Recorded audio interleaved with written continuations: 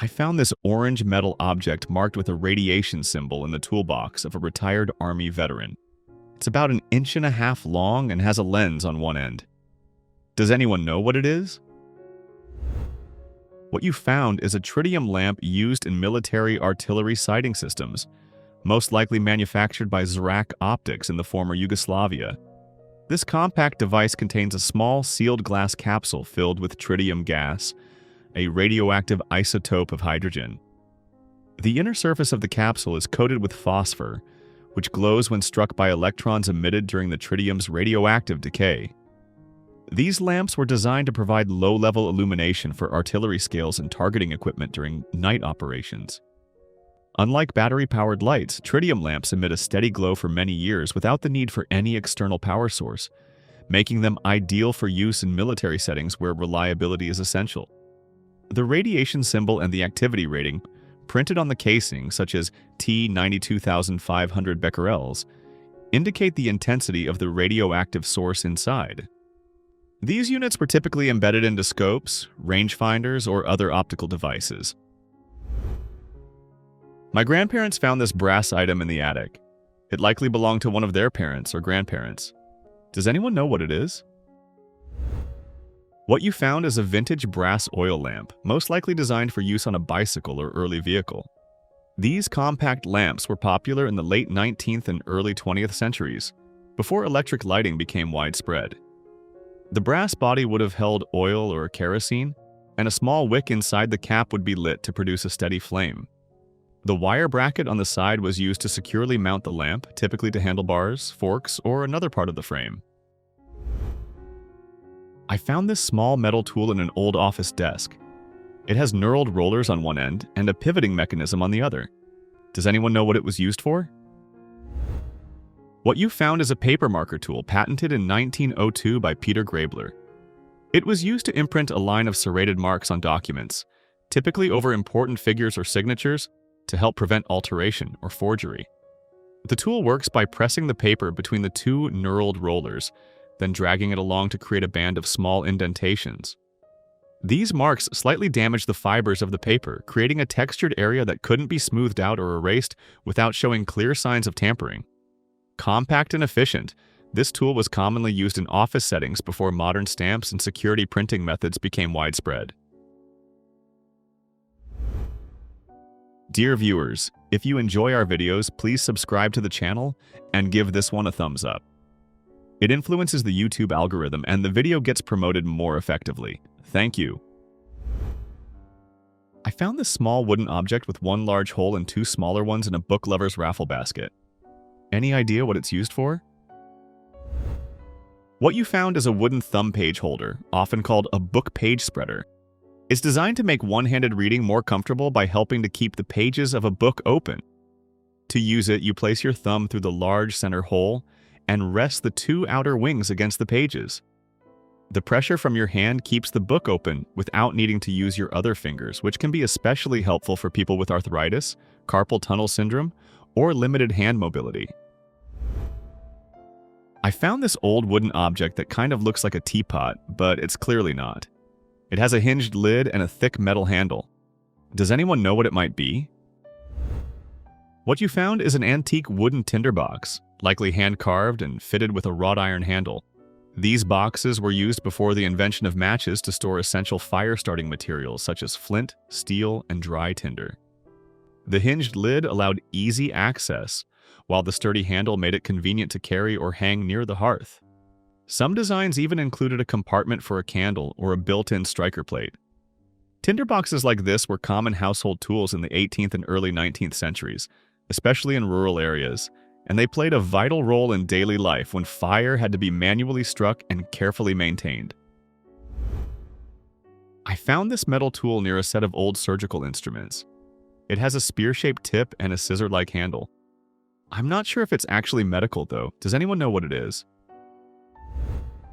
What you found is a 19th century obstetric instrument known as a perforator. It was used during complicated childbirths, particularly when the fetus had died and labor was obstructed due to conditions like hydrocephalus or a severely disproportionate pelvis. The spear-shaped tip was designed to puncture the fetal skull, allowing the contents to be released so the skull could collapse and be extracted more easily. This procedure, known as craniotomy, was considered a last resort before the advent of safer cesarean techniques and modern surgical care. I discovered this small sewn-in tag inside the hem of a pillowcase at a hotel. It has a fabric tab and what looks like a circular sensor or patch. Does anyone know what this is used for? What you found is a washable radio frequency identification tag sewn into the pillowcase, used by commercial laundries to track hotel linens.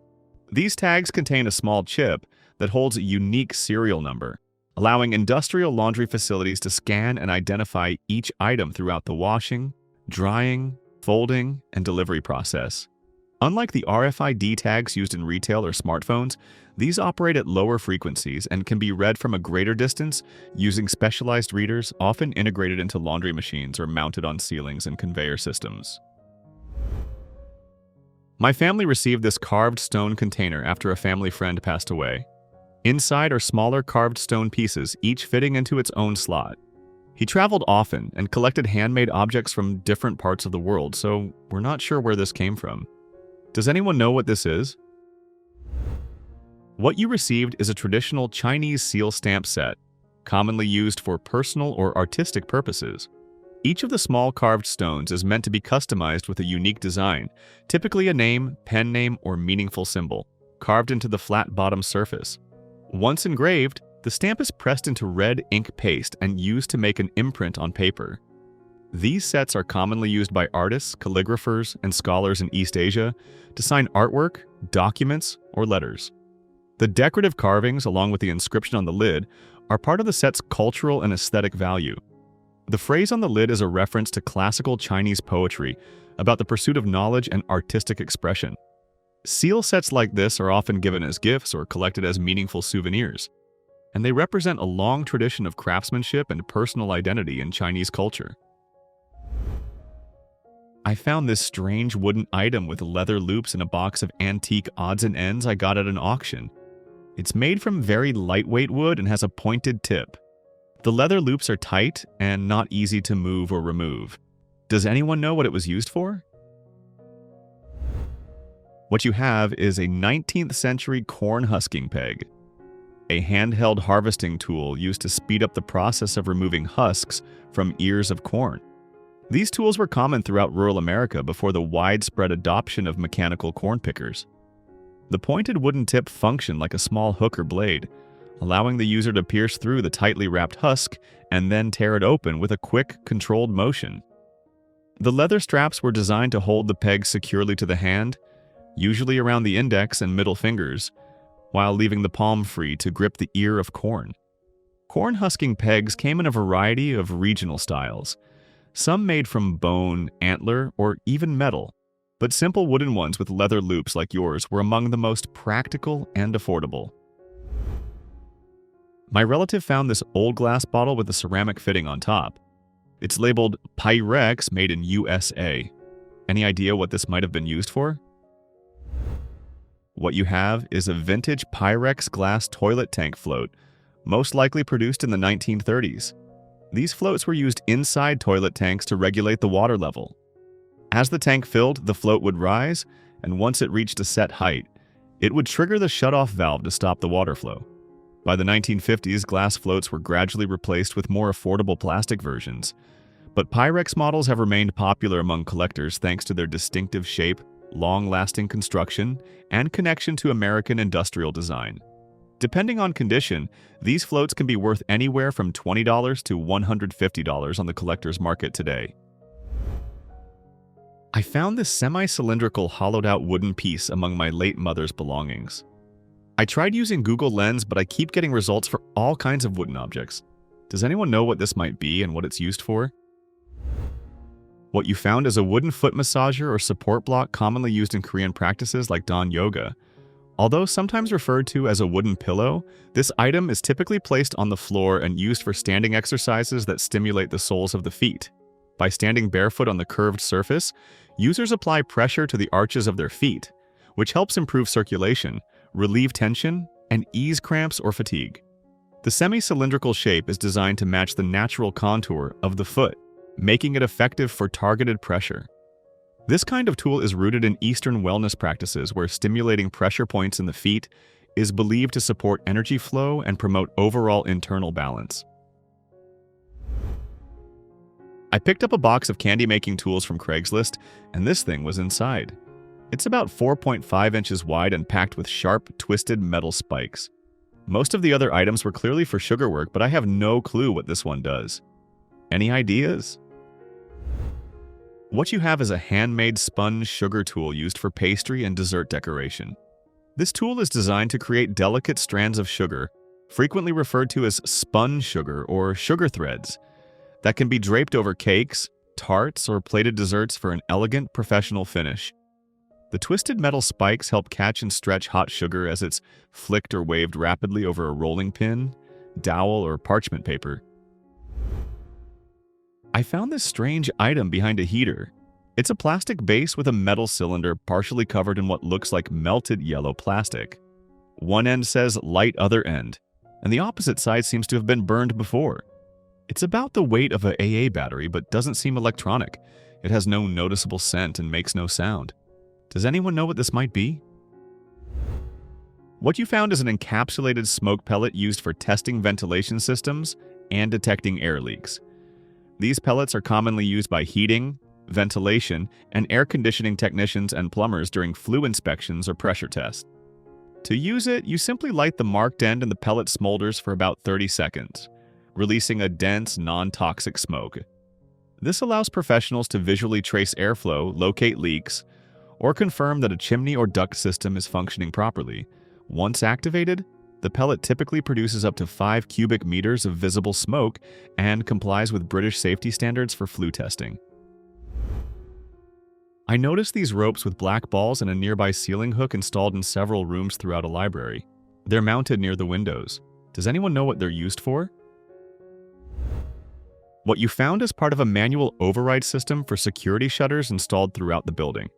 These shutters are typically operated by a motorized system, allowing staff to lower them at the push of a button during emergencies or lockdown procedures.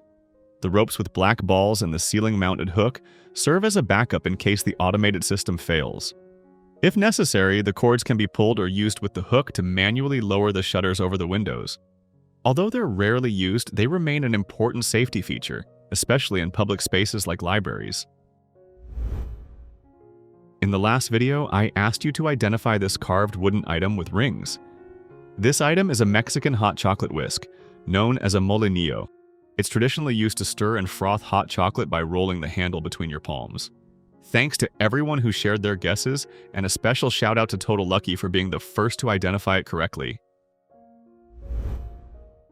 Now I want to invite you to identify another unusual object. What is this strange pull-out shelf built into a kitchen cabinet? What do you think it's used for? Leave your guesses in the comments and I'll reveal the answer in the next video. Thanks so much for watching all the way to the end. I hope you found it interesting. If you enjoyed the video, please give it a like and consider subscribing.